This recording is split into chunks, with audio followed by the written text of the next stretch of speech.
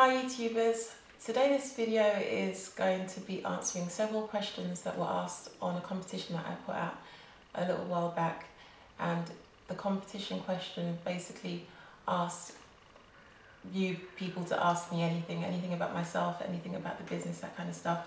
And I have a client here today. Nana has her own YouTube channel as well, and some of you might know that she's been my client for God knows how long. Years and years and years. Yeah. But she's a lovely client, so she's helping me out today. So she'll be asking questions and I'll try and answer as best as I can. So we'll be starting off with all the business side of things. A lot of people had loads of business questions, quite varied. So let's get started. Jackie, what got you into this business of selling hair? Okay, basically when I was younger, I used to do hair for both of my younger sisters, and I had to do that because my mum wanted their hair done for school 24/7. And then I found myself obviously doing my hair, trying to be a bit fashionable and stuff as a teenager, as you do. And then I started watching Jerry Springer, funnily enough. It really... Jerry Springer? Yeah, Jerry Springer was the one that done it for me. Because the audience, they always had nice hair, and I couldn't understand why they always looked so good. And I kept thinking, how come my hair doesn't look like that? Or how come most people's hair that I see doesn't quite look like that? So then I found myself growing up, constantly running around all around the place, believe you me, putting my man through stress, and just driving to all sorts of destinations. Any little new thing I'd heard that someone can provide, I'd be like, I want my hair done, don't care how much it is, blah, blah, blah. And to be honest, 9 out of 10 times it came out totally appalling. I've done everything under the sun. I've been to certain places that claim, they're really good and all this stuff. And I just got really depressed about it all, and I was just doing hair for people, but doing it whereby I'd try and perfect what I was doing in comparison to what the standard person was doing. And then I was working in IT, running help desks, working within help desks, IT firms, IBM, all that, law firms, financial firms. And after work I'd go and do people's hair, slowly built up a clientele base, and then decided after I had my daughter, who's now 3, that I was going to set up this from home, give up the IT and just make it better than the standard stuff that I see. Oh, someone else had actually asked, do you have kids? And you've just mentioned your daughter. And is it hard to juggle family and having a business? Hell yes. Because, 3-year-old requires a lot of attention, and I do have a nanny that helps me out because I do have to do people's hair all day long. I do have to post hair a lot. I have to do all the financial side of things, the marketing. So yes, me one is doing everything, and it's really hard, but I just make it happen. That's good. So would you say owning your own company or starting your own company is the best thing you've ever done? 100%. In saying that though, I've learned a lot from the companies that I worked for, and thank God that I worked for them, because they made me be able to make things a bit different. So yeah, it's the best thing I could have ever done, and I brought so much joy to so many women. Working within a company, you bring joy to people, but it's a different kind of appraisal that you get, which might be once a year or something, or the one-off person that might state that you've done a good job for them, but you're lucky if you get any tap on the back or a thank you. But with this, it's different, women cry tears of joy and stuff. It's really good. Oh wow. So what would you say you've done to make your business successful? Just followed companies that are already successful. So the reputable companies that I worked within their marketing environments, their IT environments, their customer service environments. I'm extremely customer service orientated. Their credit environments, because there's also the credit control side of every business. You're going to get fraudsters and dubious people and all sorts of people trying games and whatnot. So yeah, there's varied scenarios that you come across. So yeah, all these things together help to enable your business to be more successful. So what would you say were the most difficult bits and the most easy bits? starting off your business? If I was to sum it up, the most difficult bit would be finding good quality stuff, because it depends on how you go about it. 9 or 8 out of 10 times, if you're going to try and go via middlemen and stuff, you're going to fail, because depending on the person, you know, a lot of people these days are making money within very different industries in dubious ways. And when you're purchasing hair, you're buying, like, well, as a buyer, I'm buying a lot of hair, like kilos, and that's how it has to be bought. And you can easily spend a couple hundreds of thousands on stuff and have a heap of bundle arrive at your front door, and you'll just be thinking, that would be heaven for me. Do you know what I mean? That's the last thing you want to be selling on to anyone. So that would be the hardest thing. But I got around all that rubbish. And when it comes to the good, what was the other one? The easy bits. What's the easiest bit? The easiest bit is most probably showing people superb hair and them touching it and them going, ooh, wow, ooh, it's so soft, it's so nice. And that's it really, I think. That would be the best bit. Once you've got it, you're laughing, quality speaks for itself, doesn't it? It does. What made you decide to open a web page instead of opening a store? Right, I could easily open up a store, believe you me, but the problem there is the overheads. Once you have a store, you have to pay for all sorts of extras, and if customers don't wish to be paying major amounts of money, I'm afraid the easiest way that that's done is via online. It reduces all the costs of having a building, having people work for you and whatnot. You know, if you have it this way, it just works out easier for myself as well as yourselves. So I guess having websites instead of stores is just helping you to give your customers a better price. 100%. And have you got any tips for anyone who wanted to start their own business or their own website or anything like that? Just look around and see what other people are doing and try and make sure that you do yours at its best. But then in saying that, don't just go and do something that you know other people are doing or people are making money from or blah blah blah. Do something that you're passionate about, as in like totally passionate about, because in that way the output will be totally different, and believe you me, it will just, you know, your actions will speak for themselves. So we've got someone here who's 18 and she said she wants to start her own business, but she doesn't want to be taken advantage of by the manufacturers. What do you do to sort of stop yourself becoming a victim of all these people that just want to make a losing of the money? Unfortunately, that's going to be a tough one. It's a game of hit and miss, and it's also a game of you have to touch base with quite a few different people.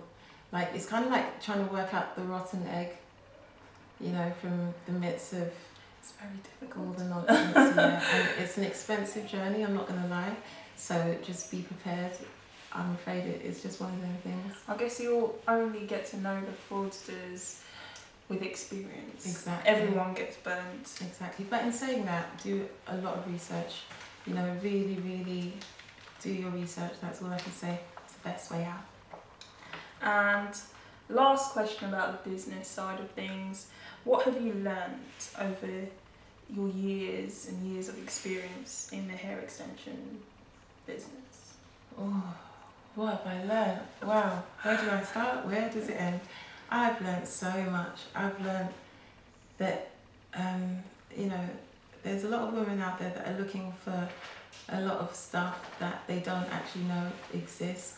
Although it might seem like the norm to you and I, to a lot of people it's like, oh my God, you know, if I'd ever known this existed, I've been doing this a long time ago. Oh, thank you, Jackie, this is obviously the way out, you know. Why aren't people doing the pettiest of things like making use of a net when they want to do a sewing weave, you know? People having next to no hair thinking that they can't have a sewing weave, whereas they don't know that they can, you know. There's just all sorts of things. I never realised that so many women took their hair so seriously. I thought it was a few of us, like myself, but then I realised, you know, hair can bring either tears of joy or pure sorrow to a lot of women that can't find a way out. Yeah, I've learned a lot. I think beauty is such a massive industry, and I guess until you are working in it, you don't really realise how important looks are to people, and it makes people quite emotional. Whether, I think you were saying earlier that people just coming in and touching their hair, they just get excited just touching and just looking at it. So I guess once they've had their whole makeover and the transformation, they're like running and giving you hugs and kisses. I'm telling you. Okay, let's move on more into the beauty stuff. A lot of people ask for lots of tips and advice on how to do their hair and everything. I think we should start with yourself. Okay. And what do you do with your hair? What is your natural hair like? Afro. Big afro. It's, I don't know, you know, if you're stretching it kind of thing, then you're looking for it to be somewhere around there kind of thing. But generally it's just afro. It used to be permed for several years. I had enough and decided to go afro. At the moment I've got this curly wig on that I've made by myself, and I've got a little bit of my afro at the front, and that's it. And what sort of hair is this? So you said it's curly, is it? This is Brazilian Jerry curly combined with some of the Imani afro hair. I placed the Imani afro hair more so at the front with the Jerry curly at the back, so that the Imani afro looks exactly like my afro. Just kind of works. That sounds good. So what length of hair do you feel most comfortable with? Generally, funny enough, it depends. Like, what I love about short hair is I can more so get up and go. I'm laughing with it. You know, I feel more free and I can have it like really funky and stuff. But then depends on how appropriate I'm trying to look or the scenario or whatever. A lot of the time I tend to find that, especially customers, clientele, marketing myself, they all prefer my Brazilian long hair. So most of the time you'll see me with at least 22 inches because I don't particularly like it too long. So I just have it as a 22 inches, but then I have it layered. Okay. Up, yeah. It's 22 inches. How far down? It tends to come like about there. Wow. What's the best bond to use to secure your lace wig?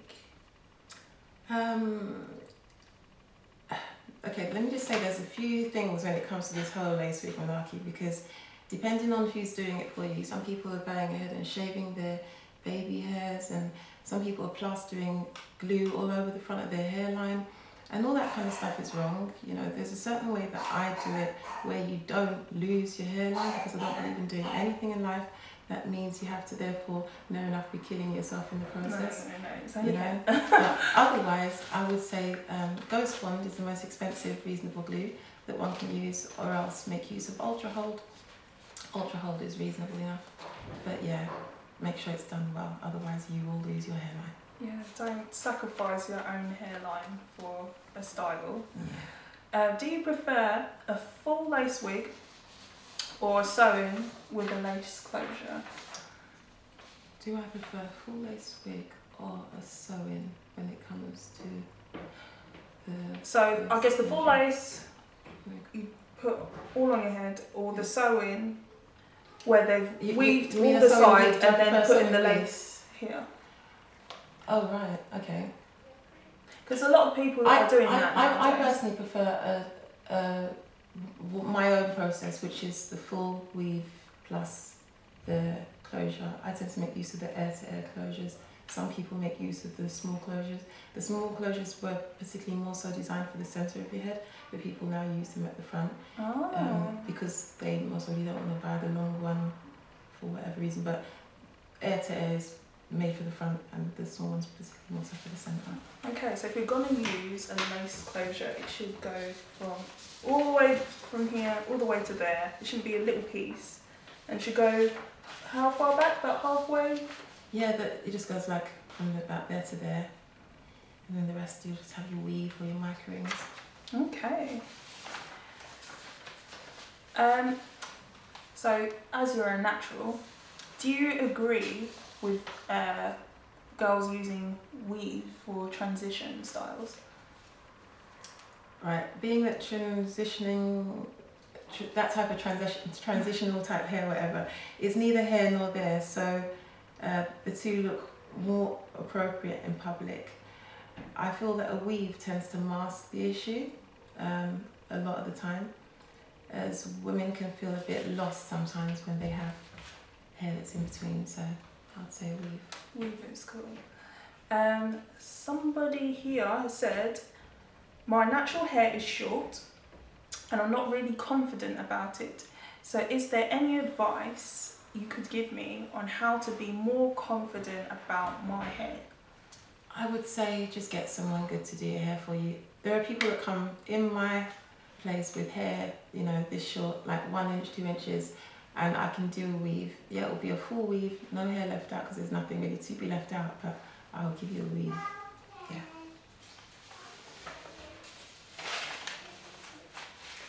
What is the best way to prevent shedding?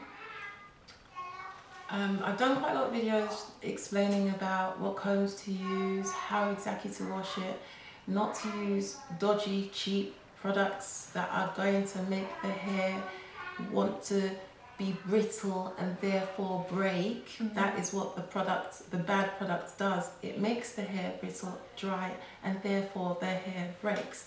So allow all that rubbish, get good stuff from the info that I've given on all my other videos, and if anything, feel more than welcome to seal the weft, and just don't cut the weft.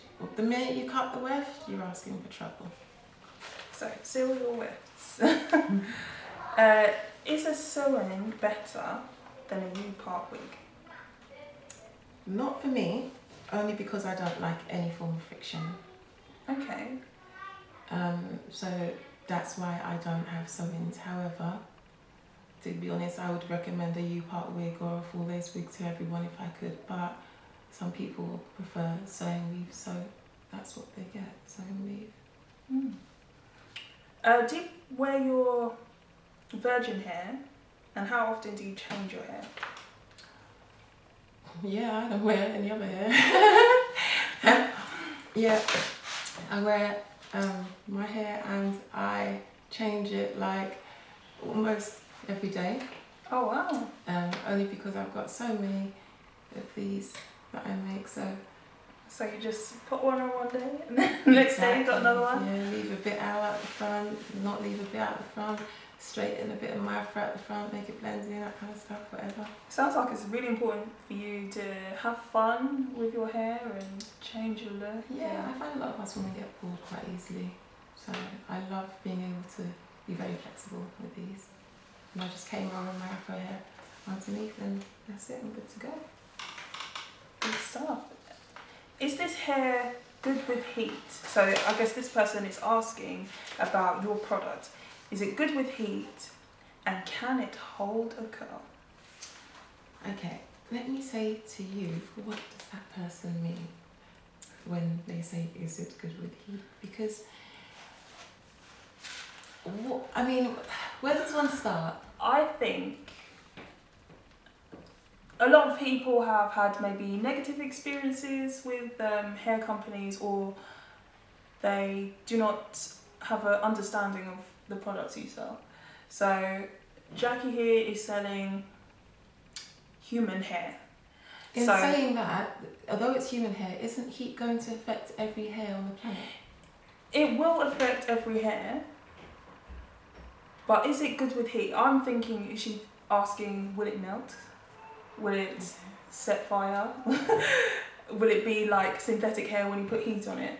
Okay. That's what I think when I see that question.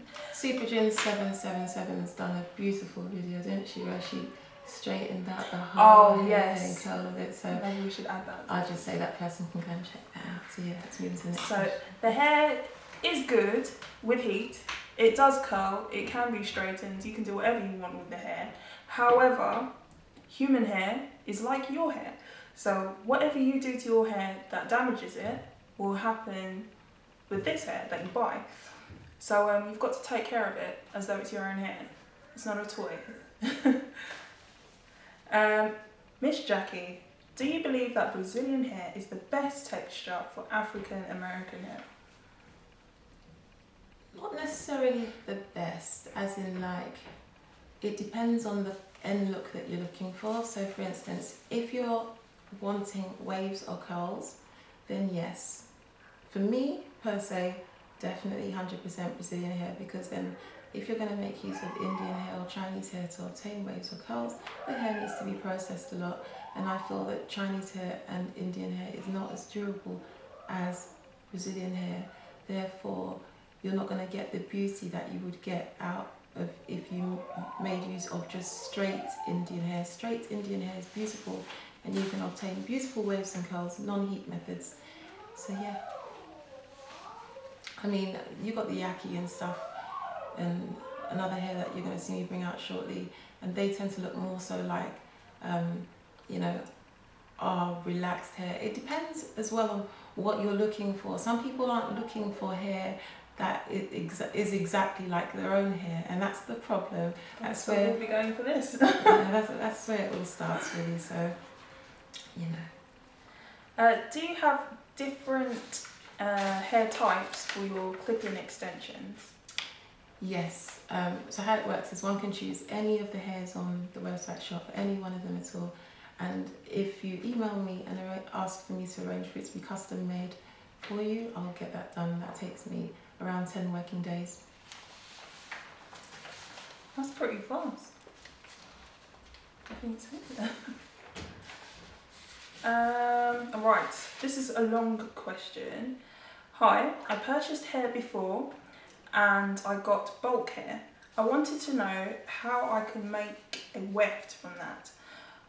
I also wanted to know if you can make a video on what hairstyle best suits a person's facial structure. And also, is there any possibility that you may take your business to California?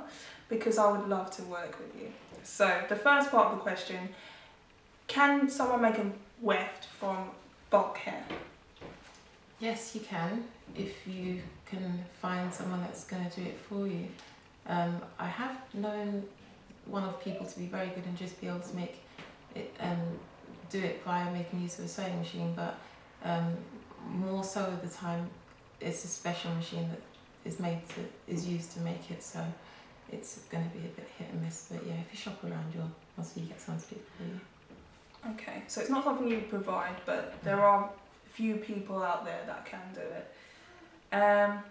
So, do you think you'll be making videos on hairstyles that suit different faces?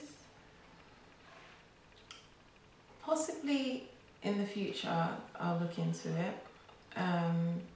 Definitely. And how about you going to California? Bless you, you lovely YouTuber. I'd love to go all over the world. I get people asking me to come to different places, but unfortunately it's just the one me, so for now I just have to concentrate on the UK and USA, and hopefully at some point I'll be able to get to other places too. This lady asks, will one bundle of hair be enough for a full head, or should it be two? I'll let you answer that one. I'm sorry to laugh. You need two. You need two. One bundle is 100 grams. Mind you, if you're looking to do just a couple tracks, 4 or 5 tracks, then you could get away with one. Okay, right. Yes, if you're putting a few tracks in, then fine. One bundle is fine. If you're doing a full head, like she's asked, then you need 2. If you want really thick hair, you'd need 3. And it depends on the length of the hair as well, because the hair is not sold by how long the weft is, it's about how heavy the hair is. So longer hair is going to be on a shorter weft, and then you'll need more packs to create fullness. But if you've got, I don't know, 10, 12, 14 inch, you could use 2 packs. Yeah, you could get over 2 packs. If it's longer, then it's like 16, 18, or 24, 26. To be on the safe side, you always need about 3 packs. Okay. Are there ever sales on your extensions?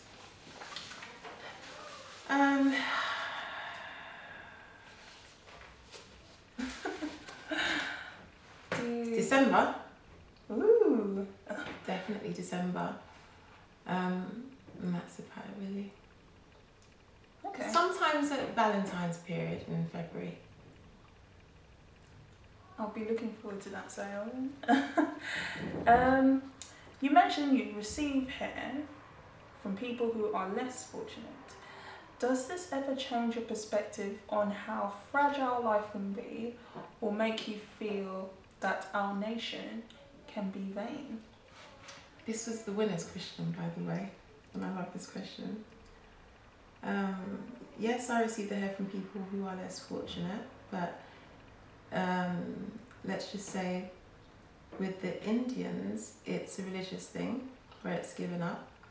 So they're far from bothered. And with the Brazilians, it's a bit different. It's not religious, but they're very poor, and they very much appreciate the money. Believe you me, it's a big thing to them. So their hair grows 10 times faster than mine, put it like that. To them, it's nothing. It's nothing like how it would be for me, you know. And does it make me feel that our nation may be vain? Yes and no. I think in a way we all want to be beautiful, and if you call that want and need to be beautiful slightly vain, then, you know, call it what you want. But we all have needs, and beauty provides happiness, and we all want to be happy. And we all want to be fabulous. This lady says, I've been using the same Brazilian body weave hair that I purchased from you since May, and my question is, why does it have to be so good? This hair is fabulous. How am I supposed to buy new hair when this hair is so good and looks good every time I install it? She says that she loves you and will break down and buy some more hair soon. Okay. So it's not really a question. No, she's being sweet. I think she's saying, why does it have to be so good? But you know, at the end of the day, this is a very positive comment, as in like that should be how you feel when you get hair. You know, the abundant, numerous amount of women that have come back to me again and again and again not only makes me feel good, but obviously they're feeling good, and that's how we should be in life, not depressed. Yes, I think it's nice when you buy something and you get what you expect out of it, because I think a lot of people out there have bought hair and it just turns into something else miraculously. And it should stay in good shape, and she's had it since May, so that's good stuff for her. So how much hair do you receive that is unsellable or not up to your standards? And what do you do with the hair that is unsellable or poor quality? Do you throw it away? Do you sell it to your customers, or do you give it away as a discount or something? This was the second winner's question. I like this question because I found it quite funny. I find it quite funny because, let's just say, this is me talking from the bottom of my heart. When I first started this job and I started to purchase hair, I told you it was an expensive journey. I spent thousands, not hundreds, thousands on crap. As soon as it would reach my door, I would stand outside and I would burn it. I weren't selling that one because that's just me. I don't have the heart to do that, and I don't need trouble in my life. I live a very trouble-free, beautiful life. So No drama. no drama. Do you know what I mean? So let's just say the way I have things in operation now are how they will always be. I will always get the best, and that is what I will sell. I don't need to worry about, you know, having certain bad stock and not being able to sell it or blah blah blah. And because I'm the only person that does this business for myself, I know that whatever I'm going to put in your package is good. I can't bring myself to put nonsense in your package because it is not how hair extensionists work. So does selling such high quality products at an inexpensive price make your company make quite big losses? Hell yeah, you can't get a Ferrari and sell it for cheap. You just can't, love. I mean, you can't. No one in the world has beautiful products and then sells them for cheap. You will, however, find these one-off discounts, or you will find these one-off offers of crap products that are sold for cheap. That is the only reason why you're getting it cheap. It's simple. It's simple. And in saying that, some people have said, oh, your stuff's so expensive. But then others would say, oh, your stuff's so cheap compared to certain people. You sure that your stuff's real? And I'm like, look, shop around.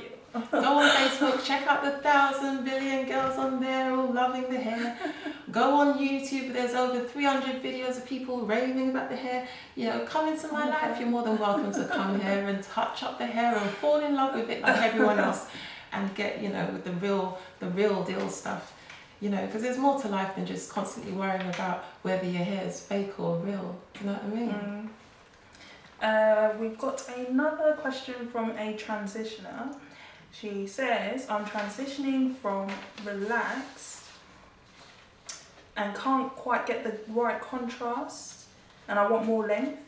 Are there extensions that mimic natural hair or relaxed hair textures? 100%. So I've done videos for them, but the main ones would be the Imani Afro, which I've put on the websites right at the front of my hair. But yeah. So that would show the Imani Afro would be good for natural hair. If your hair's proper Afro, never been relaxed or whatever. Then the Indian King, the Brazilian Kinky, the Yaki as well. The Yaki will match relaxed hair. The Brazilian Kinky will match more so transitioning hair that's half relaxed, half straight. I think that's the closest you're actually going to get to any hair type. So you've got something for pretty much every stage in the transition. Yeah. Peace, Love and Rock asks, why don't you have a store? Because you have great hair. Shops mean overheads. I'm afraid shopping fees, hair prices, it's just crazy. It's just crazy. Not for now, my darling. Unless you'll come and bail me out. Yeah, we need some funding for stores. This person says, my question to Mrs. Jackie, any type of virgin hair befitting with Caucasian and Asian and African people at the same time be very natural? I think they're asking, is there one hair type that fits all? So long as you're honest to yourself. So like, you have to look at your own hair and say, does my hair actually look like the Brazilian hair? So if you're transitioning and you're not even relaxing your hair and stuff, and you're thinking that your hair's going to look like the silky Brazilian body wavy, you know, it's not necessarily going to work. You know, if your hair's afro and you're thinking it's going to look like silky Brazilian body wavy, it's not going to work. So it just depends. I think a lot of people, when they're buying hair, they look at that person across the street and say, I want that hair. But they don't think about, what does my hair look like? What has God given me? How can I find something that looks like it and make the most of it? I think people just look at something and just want that, whether it's the extreme opposite of what they have or not. Question. I think that is the last one. I've got a question for you. Why are you on YouTube? YouTube. Before, I didn't used to do YouTube videos, and I used to have pictures galore. So it would be pictures that would become people.